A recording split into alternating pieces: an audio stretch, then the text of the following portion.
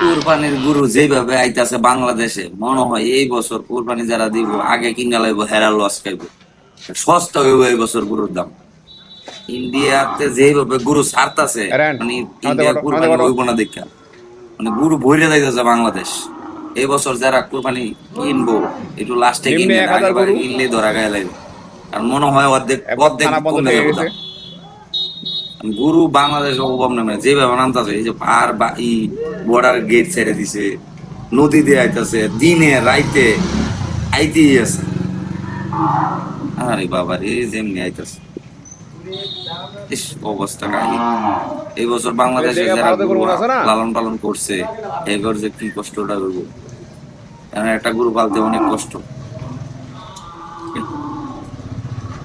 India কোরবানি হইব না দেখে যে গরু কোরবানি দিব না, বাংলাদেশের অবস্থা কাহিল হয়ে যাইতেছে। বাংলাদেশে যারা গরু পালছে, এগুলো যে কষ্টটা করে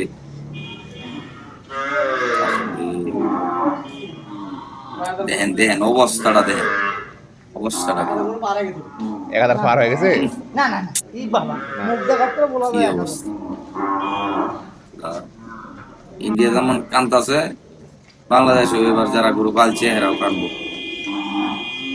এহ, কি অবস্থা রে!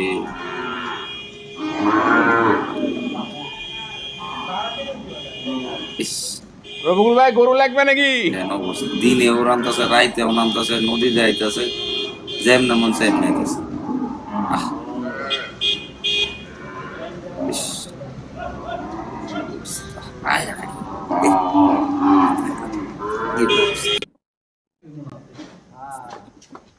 এটা যারা এবার গরু ব্যবসা করবো রে, এগর যা কি হবো রে।